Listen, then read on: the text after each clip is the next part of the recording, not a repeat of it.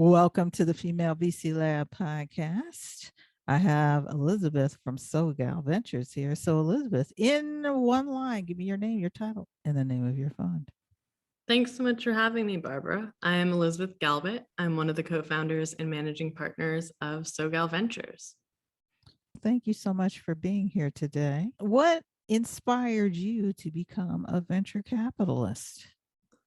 So I like to call myself the accidental venture capitalist. I've always been pretty entrepreneurial and had many businesses from the time I was just a few years old all the way through grad school, which I think taught me a lot about what being an entrepreneur means. And it was actually while I was in grad school that I was running an organization with student entrepreneurs at Johns Hopkins and Maryland Institute College of Arts.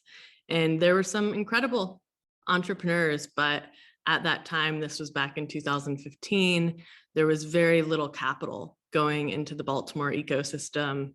Very few investors thought they should be investing in companies that were based in Baltimore. And I kind of joke, I call it Stanford talent, Baltimore prices. Amazing talent coming out of the area. That's awesome.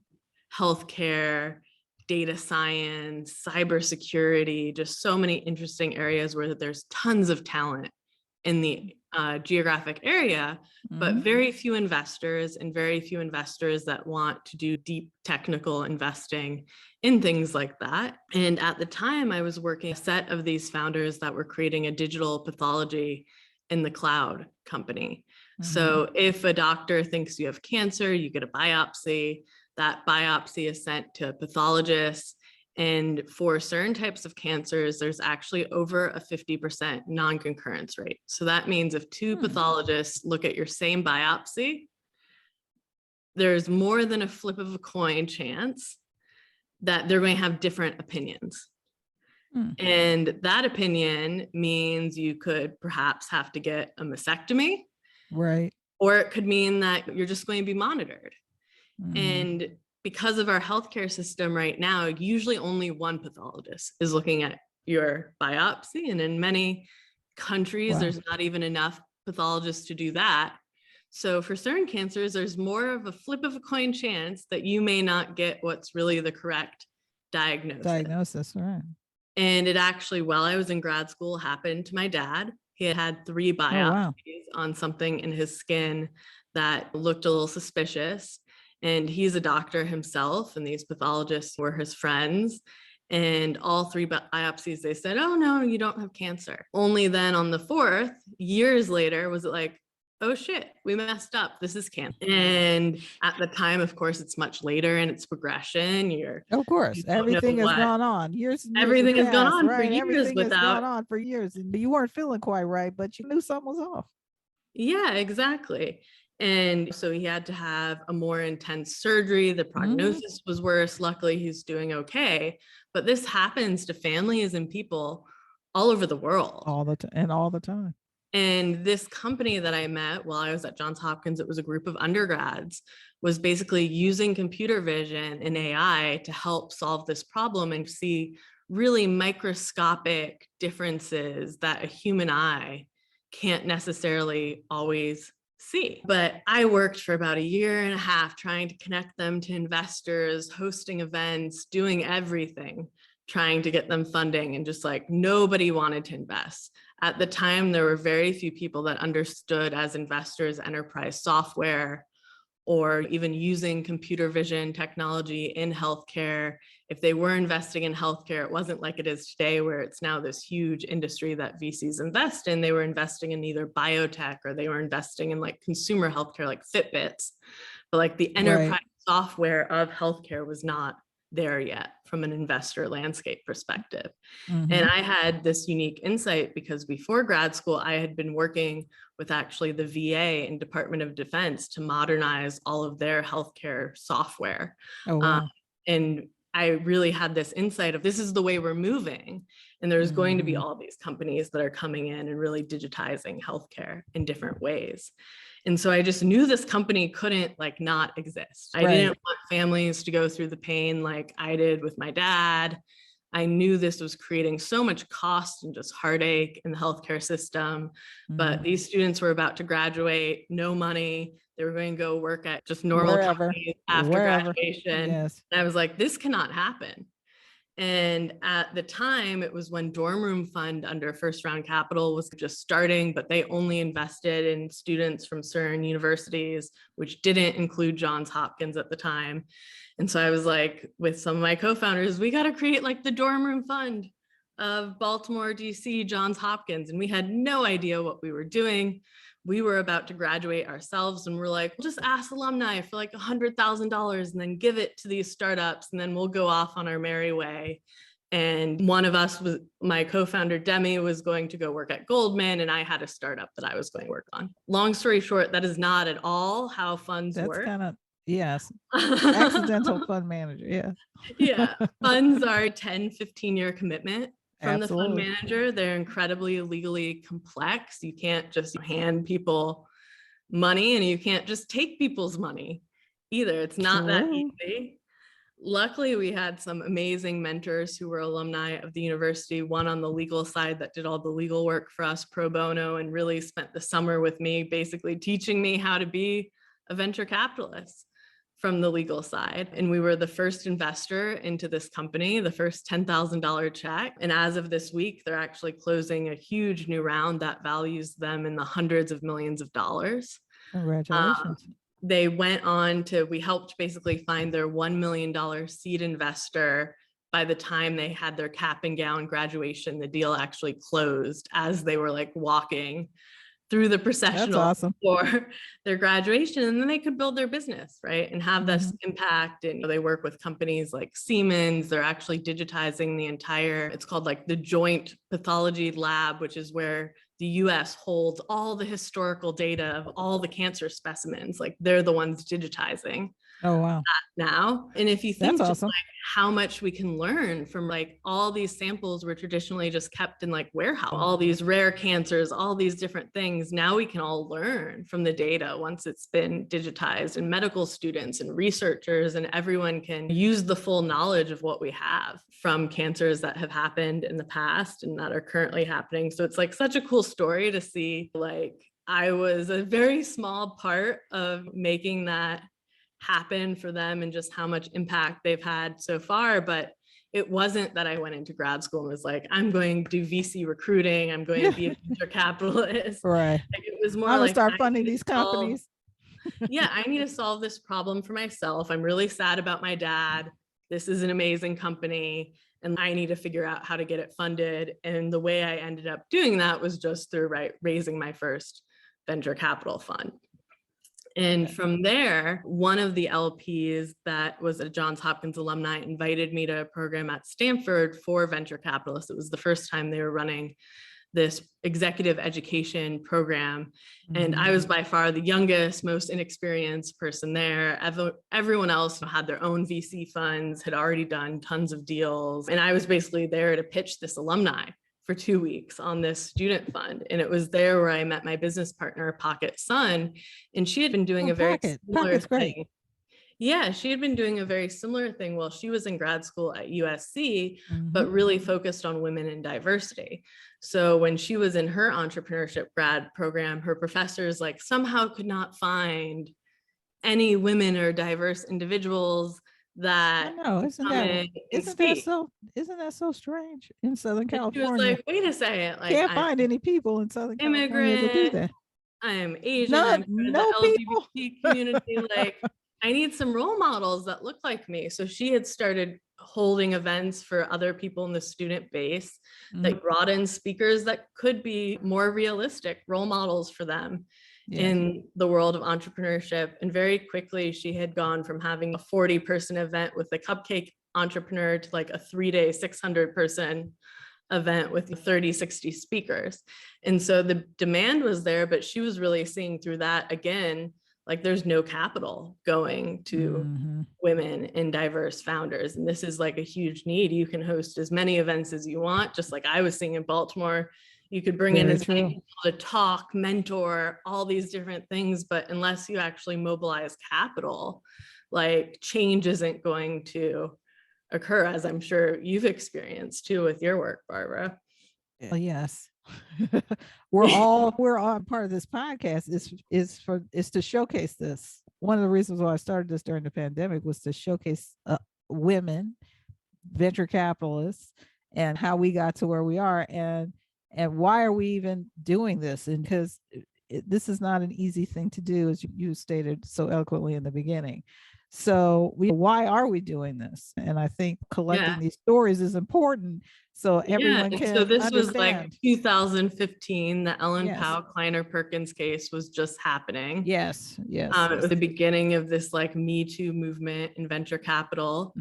And neither of us felt like we could find jobs in venture capital. Like we had been explicitly told many times, either our firm doesn't hire women or you don't fit. You don't have the MBA or whatever. Yeah, you don't come from Harvard, XYZ, you don't come from Stanford, you don't come from a tech company. And so Pocket actually raised her hand when we had a guest lecture at the Stanford program, which was Jason Calacanis, kind of the famous angel investor. Yes. And she said, look, I've been building this community of diverse individuals who have all these companies. Like, I want to go work in venture and I want to deploy capital here, but like, clearly the culture in the industry is not there yet. What do I do?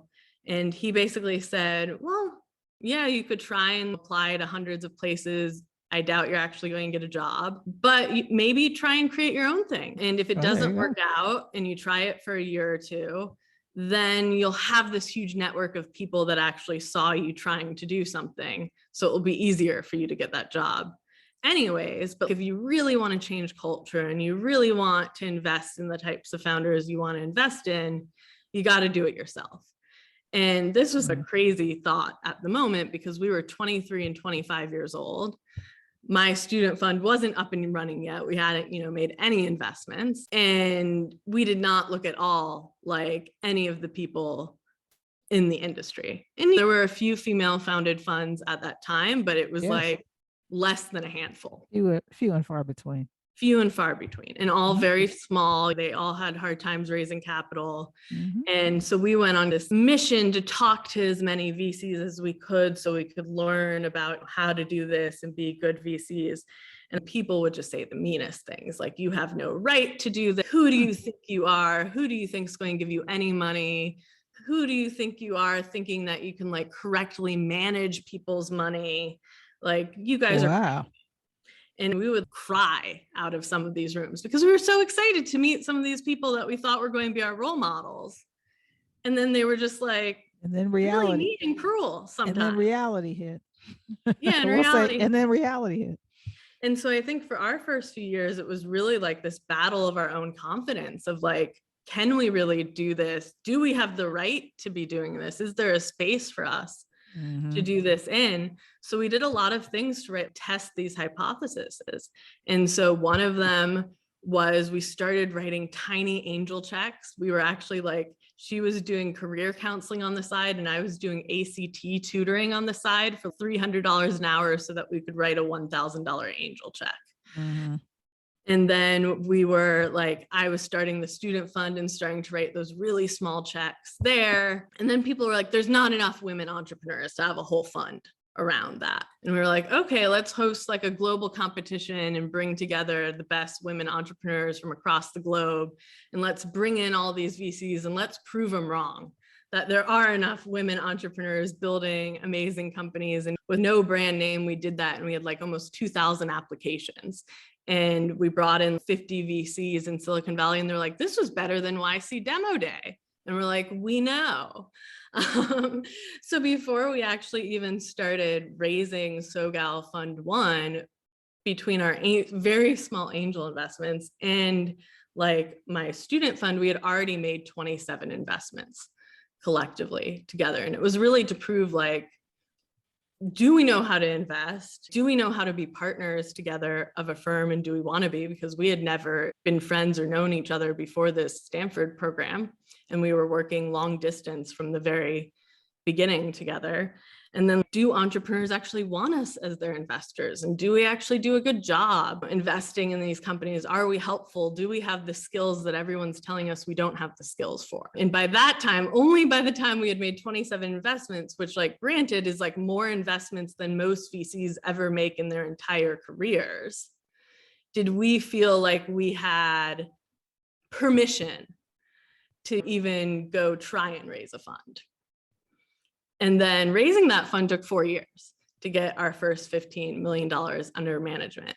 And our fund we were already at 3x multiple on invested capital by the time we closed it. And companies had gone from where we had written them seed checks to they were already at the Series C and Series D by the time we finally closed our fund. That was like how hard it was for us to fundraise our first fund. So it was definitely a journey, and it's an entrepreneurial one, which I'm sure many of the sort of people on your show have all told their stories of just how hard it is to get there. It's not for the faint of heart. Absolutely. Definitely a marathon, not a sprint. Can you talk a little bit about your thesis and the motivation behind your thesis? Yeah, SoGal Ventures invests in how the next generations live, work, and stay healthy. So that's consumer tech, health tech, future of work, enterprise tech.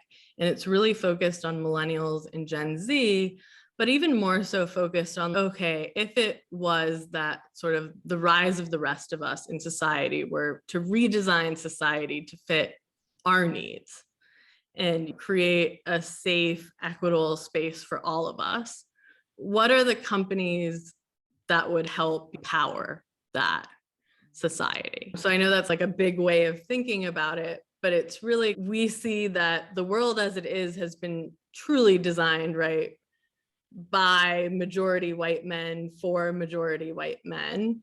And now it's how do we redesign the world to serve all of us? And so our first fund, we had 42 companies in that fund, ranging from accessible labs to sustainable baby toys to help people be better parents and develop their children's brains, to like cosmetic companies that bring joy, to like cancer treatments that are more affordable and accessible for pets, bringing down the price of cancer treatment for your pet by a factor of 20x. So really just all different types of companies, but really looking at like, how do we make the world a better place for all of us? Cool. What are you currently learning or listening to or reading these days? Yeah, I think the past few weeks, we've really gone right from a time of abundance in venture to now a potential recession and downturn. And so recently it's just been talking to a lot of our peers and trying to figure out how do we best position our companies for survival in markets where capital may be constrained, and how do we position them. Like, we're very lucky our companies are growing and doing quite well and they're serving real needs, but right, it's always hard for people who aren't white men to raise capital, and like it's only going to become harder in a downturn. So really making sure we understand what's going on from a macro and microeconomic perspective so that we can help our portfolio founders prepare for that. Awesome. This is the bonus question. Everyone knows what it is. In the next 2 years, how do you see venture capital or investing changing or evolving?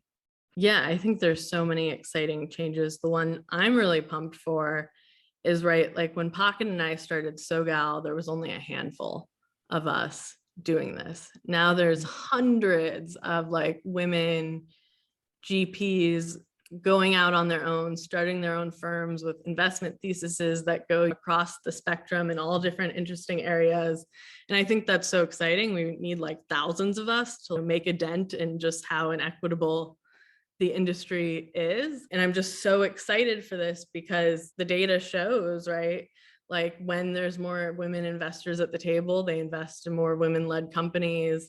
And I think like the initial couple cohorts of us are having such good returns that like eventually there's going to be more and more data that just makes it this unstoppable force that cannot be ignored anymore. And so I'm just really excited for the evolution of that. That's awesome. How do people contact you?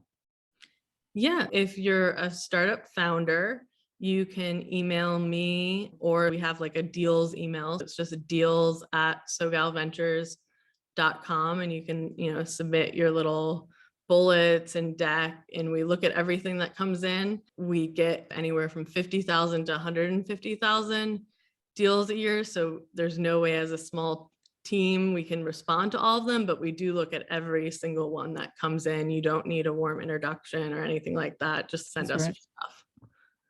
Thank you so much, Elizabeth from SoGal Ventures, for being Yeah, our thank you so guest. much for having me and doing this series. This is great to amplify all these important voices in the industry. Yes, thank you so much.